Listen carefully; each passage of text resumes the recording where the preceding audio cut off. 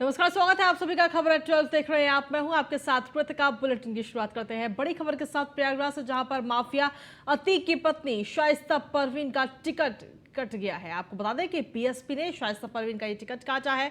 BSP से mayor पद की प्रत्याशी थी शाइस्ता परवीन, लेकिन अतीक अहमद को सजा मिलने के बाद में अब बहुजन समाज पार्टी ने अतीक की पत्नी शाइस्ता परवीन का ये टिकट काट दिया है। ये बड़ी खबर आप तक पहुंचा रहे हैं।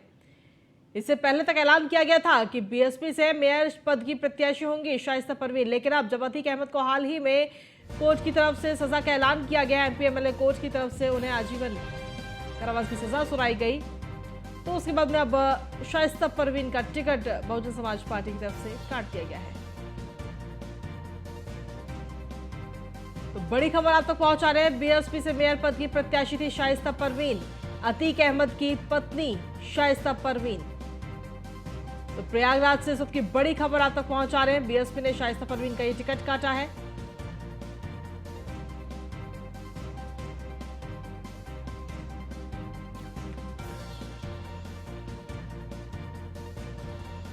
तो इस वक्त की बड़ी खबर प्रयागराज से, माफिया अतीक अहमद की पत्नी शाइस्ता परवीन का बीएसपी ने टिकट काट दिया है। बीएसपी ने ये टिकट काटा है शाइस्ता परवीन का।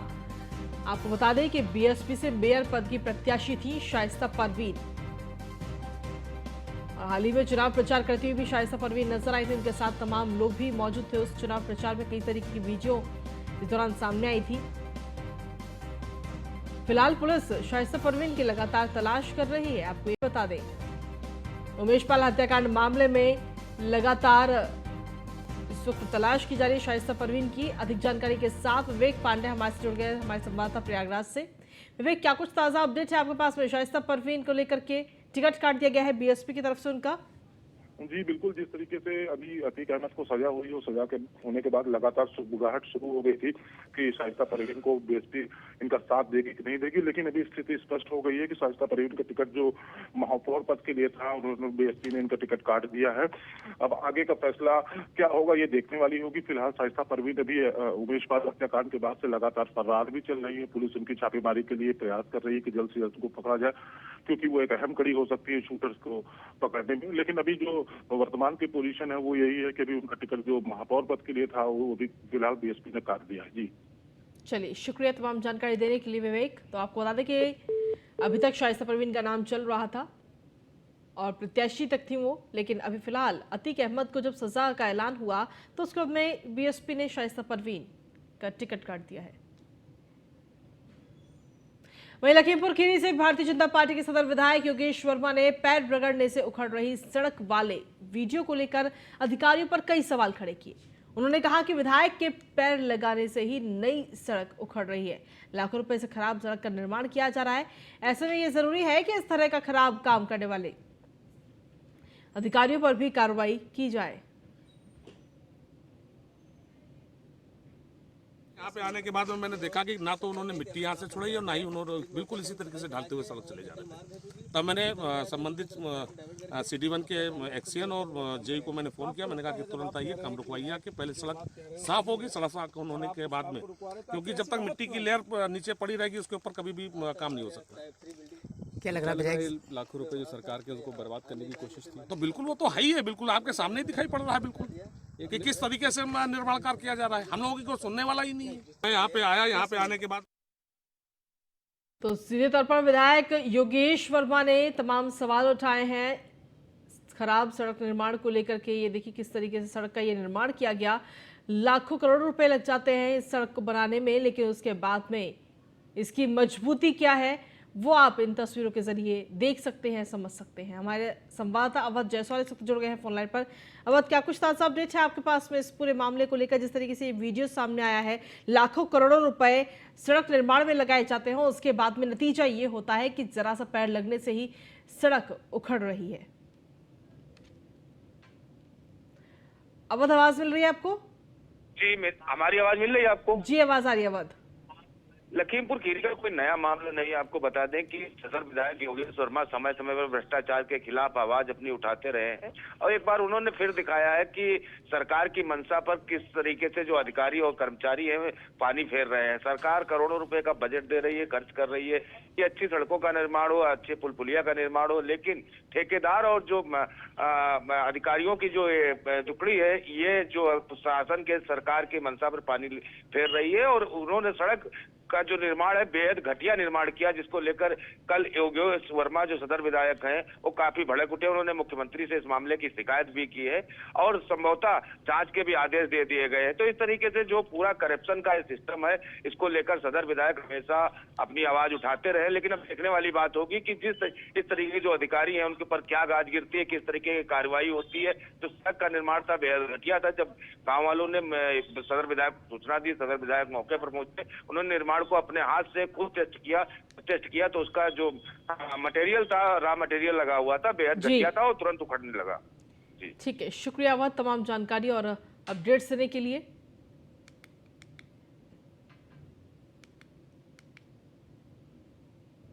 और अगली महत्वपूर्ण खबर है बुलंदशहर से, जहां पर पीएससी और पुलिस ने स्वच्छता और जागरूकता अभियान चलाया। 8वीं वाहिनी पीएससी बरेली ने गंगा घाटों पर ये अभियान चलाया। स्वच्छता अभियान पीएससी के 100 जवानों और अधिकारियों ने घाटों पर सफाई की है। नमामि गंगे योजना के तहत ये अभियान चलाया गया। राजघाट, गंगा घाट से बांसी घाट तक यह स्वच्छता अभियान चलाया गया है। पीएससी कमांडेंट अंकित मित्तल गंगा की धारा को अविरल बनाने के लिए संदेश भी दिया है।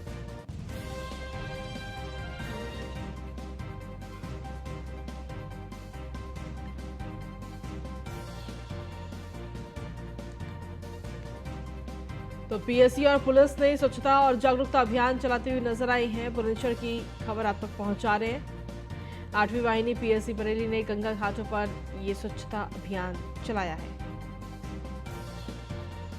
पीएससी के 100 जवानों और अधिकारियों ने घाटों की सफाई करते हुए ये नजर आई। ये तस्वीरें भी आपको दिखा सकते हैं। नमामि गंगे योजना के तहत ये अभियान चलाया गया है।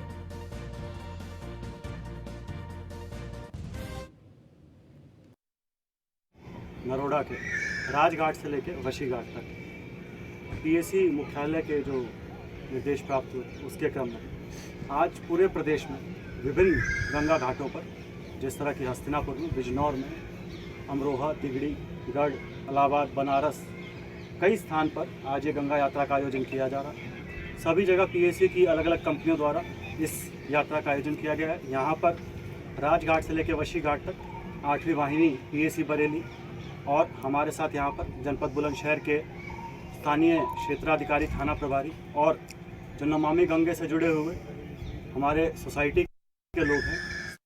और बुलंदशहर से ही अगली खबर है, जहां पर अधिकारियों का बाट देखता हुआ बस अड्डा नजर आ रहा है। बस स्टेशन बनने के बाद भी नहीं हुई किसी भी अधिकारी की तैनाती। ये बड़ी खबर आप तक पहुंचा रहे। डिबाई में बना है नरोरा डिपो का रोडवेज बस स्टेशन। अलीगढ़ परिक्षेत्र में आता है नरोरा डिपो। यात्रियों को काफी असुविधा का सामना इस वक्त वहां पर करना पड़ रहा है।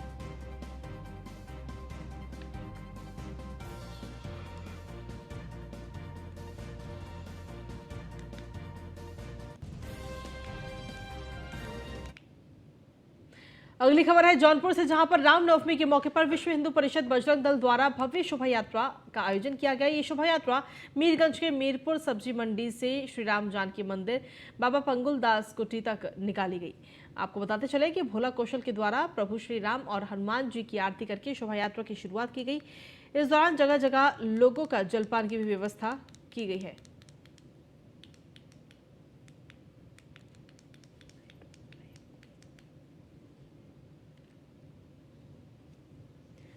तो विश्व हिंदू परिषद बजरंग दल की तरफ से ये शोभा यात्रा निकाली गई है। ये तस्वीरें आपको दिखा रहे हैं। सैकड़ों की संख्या में कार्यकर्ता यहाँ पर शामिल होते हुए नजर आए। ये देखिए बच्चे किस तरीके से इस शोभा यात्रा में शामिल हो रहे हैं पूरे उत्साह के साथ में। ये तस्वीरें आपको दिखा रहे हैं। रामनवमी के मौके पर ये शोभा यात्रा निकाली गई। जौनपुर की तस्वीरें आपको दिखा रहे हैं। विश्व हिंदू परिषद और बजरंग दल की तरफ से ये आयोजन पूरा कराया गया था।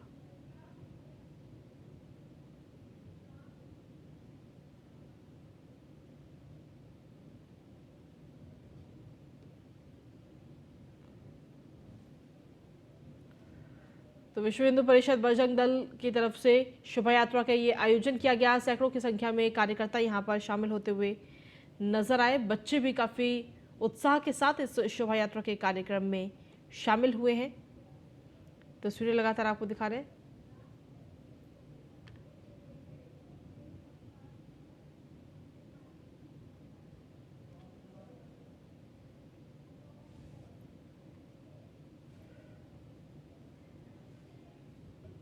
और इसी के साथ इस वक्त की एक और बड़ी खबर का रुख कर लेते हैं अमरोहा से, जहां पर तेज रफ्तार वाहन ने इस वक्त ई रिक्शा को टक्कर मारी है। तेज रफ्तार पिकअप ने मारी ई रिक्शा को टक्कर। हादसे के बाद में यात्रियों में चीख पुकार मच गई। हादसे में महिला की दर्दनाक मौत भी हो गई। सूचना पाकर मौके पर वहां पर पुलिस पहुंची, जो पूरी जांच में जुट गई है। साथ ही घायलों को अस्पताल में भर्ती कराया गया। थाना नौगावा सादात क्षेत्र की घटना बताई जा रही है। तो अमरोहा की ये खबर आप तक पहुंचा रहे, जहां पर तेज रफ्तार पिकअप ने ई रिक्शा को टक्कर मारी और इस हादसे में यात्रियों में चीख पुकार मच गई। हादसे में एक महिला की भी दर्दनाक मौत हो गई है।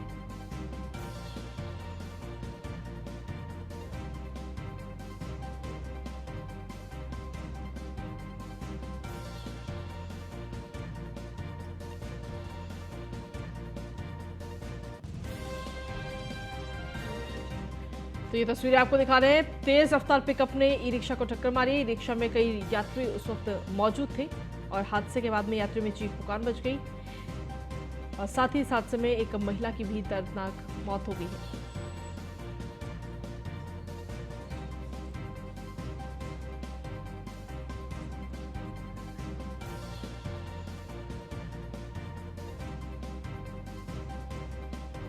थाना नौगावा सादात क्षेत्र की ये घटना आप तक पहुंचा रहे हैं। घायलों को अस्पताल में फिलहाल भर्ती कराया गया है, जहां पर उनका इलाज चल रहा है। सूचना पाकर पुलिस वहां मौके पर पहुंची। इस हादसे में एक महिला की भी दर्दनाक मौत हो गई है।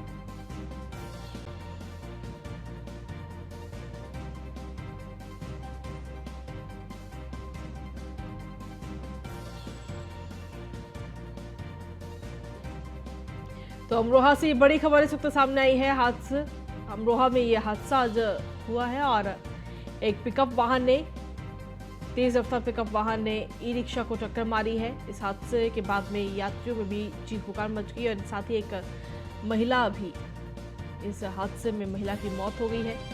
सूचना पाकर पुलिस वहां मौके पर पहुंची है। घायलों को अस्पताल में भर्ती कराया गया। वहीं थाना नौगांव सादात क्षेत्र की घटना बताई जा रही है।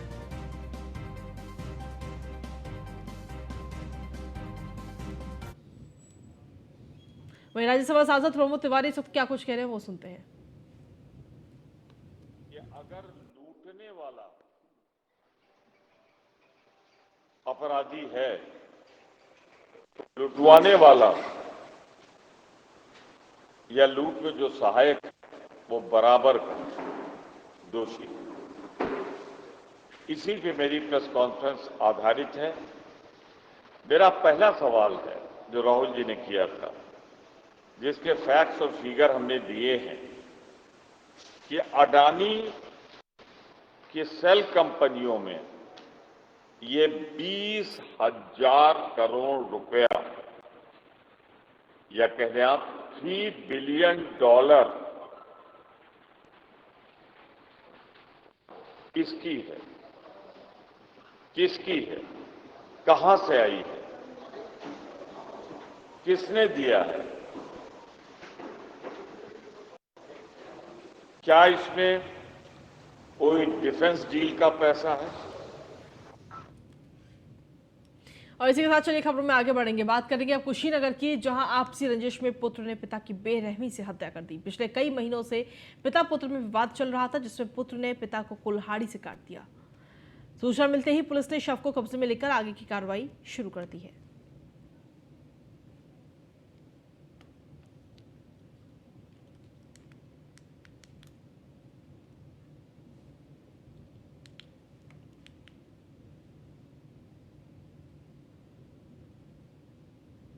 वहीं श्रावस्ती में आग का कोहराम आज देखने को मिला। बताया जा रहा है कि आग के इस तांडव में 15 घर जलकर राख हो गए। हालांकि दमकल टीम और स्थानीय लोगों की मदद से आग पर काबू पा लिया गया है, लेकिन लोगों का लाखों का नुकसान होने की आशंका जताई जा रही है। वहीं अब तक आग लगने के कारणों का कोई पता नहीं चल पाया है।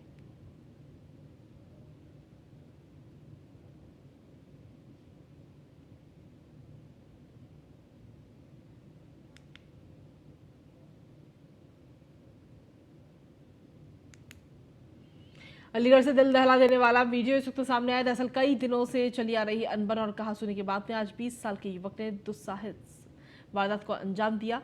दरअसल उसने अपने ही माता पिता की कैंची से गोद कर हत्या कर दी, जिसमें माता पिता की मौके पर ही मौत हो गई है। पुलिस ने युवक को हिरासत में ले लिया है और मामले की जांच कर रही है।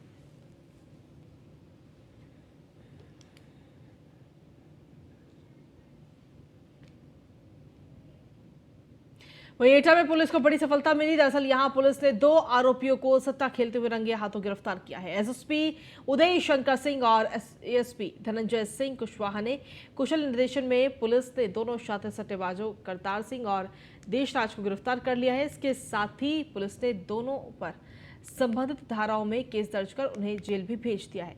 पुलिस का कहना है कि दोनों आरोपियों के खिलाफ लंबे समय से शिकायतें आ रही थी।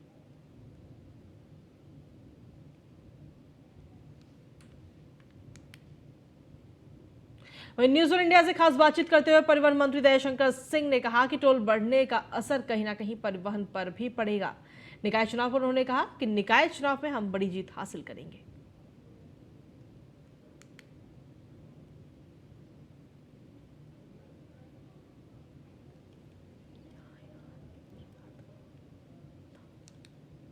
उर्फ अवधेश ने नशे की हालत में यशपाल सिंह नाम के व्यक्ति से गाली गलौज के दौरान फायर किया। मौके पर मौजूद 5 लोगों को छर्रे लगे, जिनके मानसिक चोटें आईं। सूचना मिलने पर पीआरवी तथा अधिकारीगण मौके का मुआयना किया गया। न्यूज ऑन इंडिया से खास बातचीत करते हुए परिवहन मंत्री दयाशंकर सिंह ने कहा कि टोल बढ़ने का असर कहीं ना कहीं परिवहन पर भी पड़ेगा। निकाय चुनाव पर उन्होंने कहा कि निकाय चुनाव में हम बड़ी जीत हासिल करेंगे। और क्या कुछ कहा है वो आपको सुनाते हैं।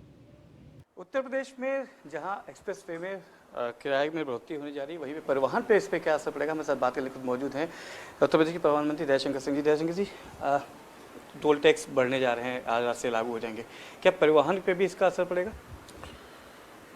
अब परिवहन पर भी हमको भी टैक्स देना पड़ता है। हम लोग तो मैंने जो प्राइवेट जो नियम है वो भी हमारे परिवहन निगम पर भी लागू होता है। हम लोग तो जो हमारा विभाग है भाई, एक विभाग जो है टैक्स लेता है और एक विभाग मेरा टैक्स देता है। हमारा जो परिवहन विभाग टैक्स लेने वाला विभाग है और परिवहन निगम टैक्स देने वाला है, तो हम लोग खुद भी अपने विभाग को भी छूट नहीं दे पाते हैं।